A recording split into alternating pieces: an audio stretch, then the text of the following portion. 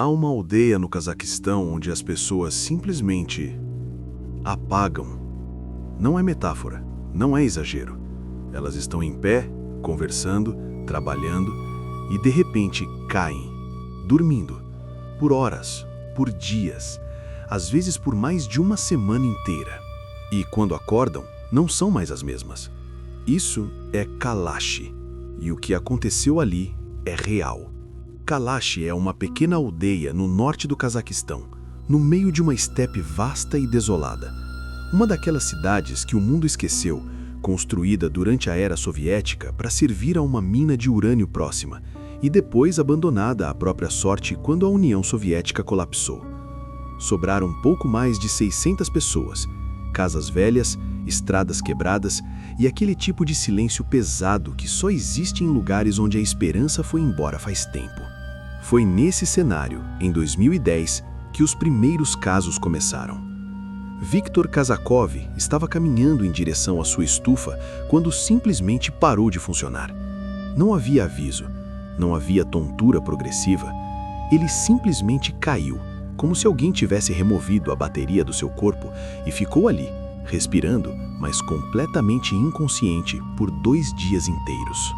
Quando acordou no hospital, Viktor não sabia que dias eram, não reconheceu o médico, ficou olhando para as paredes por horas com aquele olhar que os moradores de Kalashi logo aprenderiam a temer. Vago, ausente, como se parte dele ainda estivesse em algum lugar entre o sono e o mundo. Mas o caso de Viktor foi apenas o primeiro. Nos meses seguintes, outros moradores começaram a cair.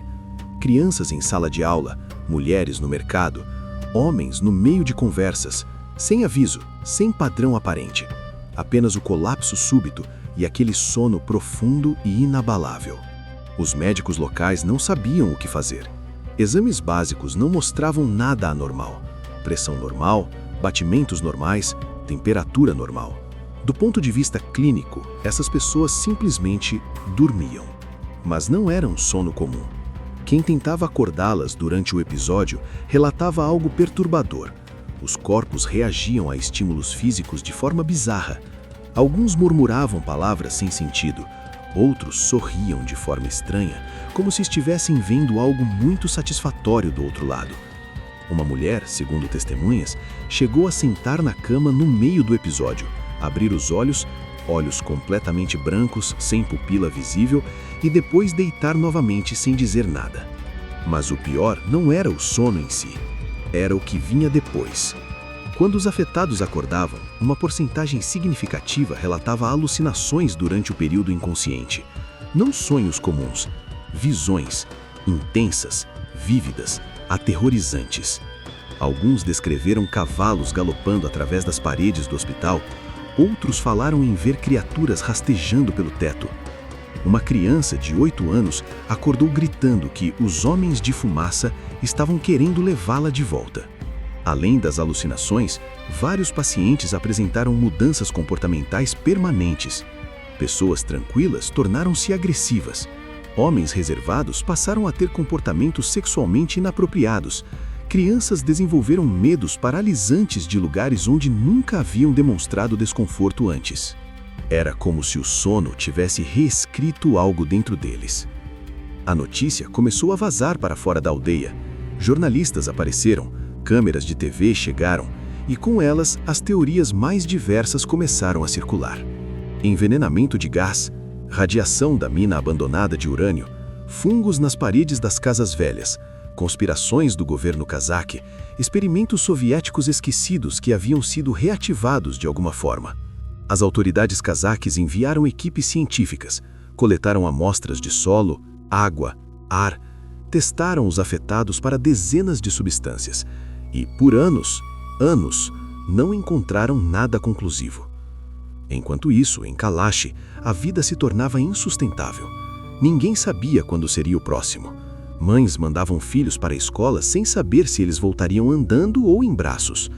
Homens não ousavam trabalhar sozinhos, com medo de cair em algum lugar onde ninguém pudesse encontrá-los a tempo. Alguns moradores começaram a partir, deixando para trás casas, pertences, anos de vida, apenas para escapar daquela ameaça invisível e silenciosa. E então, em 2015, uma equipe de pesquisadores anunciou que havia encontrado a causa: monóxido de carbono e hidrocarbonetos, emanados da mina de urânio abandonada próxima à aldeia.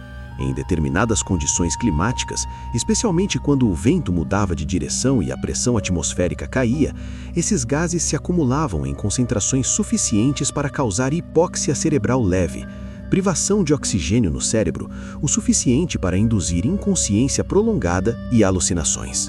A solução proposta pelo governo foi simples: relocar os moradores, oferecer casas em outras cidades, esvaziar Kalash. E foi o que aconteceu. Em 2016, os últimos moradores foram removidos. A aldeia foi oficialmente abandonada. Mas aqui começa a parte que ninguém gosta de falar. Porque a teoria dos gases, por mais lógica que pareça, tem falhas. Pesquisadores independentes que revisaram os dados apontaram inconsistências. O monóxido de carbono em concentrações suficientes para causar inconsciência prolongada deveria também causar outros sintomas físicos mensuráveis: dores de cabeça severas, náuseas intensas, vermelhidão da pele. Mas os pacientes de Kalash raramente apresentavam esses sintomas antes de cair. E os animais, cachorros, gatos, cavalos na região, nunca foram afetados. Gases não escolhem espécies. Além disso, alguns episódios ocorreram em locais abertos, longe da mina, em dias de vento forte, exatamente as condições em que gases pesados se dispersam, não se acumulam. E as mudanças comportamentais permanentes nos afetados? Hipóxia leve não reescreve personalidades, não cria medos novos, não transforma crianças em pessoas diferentes.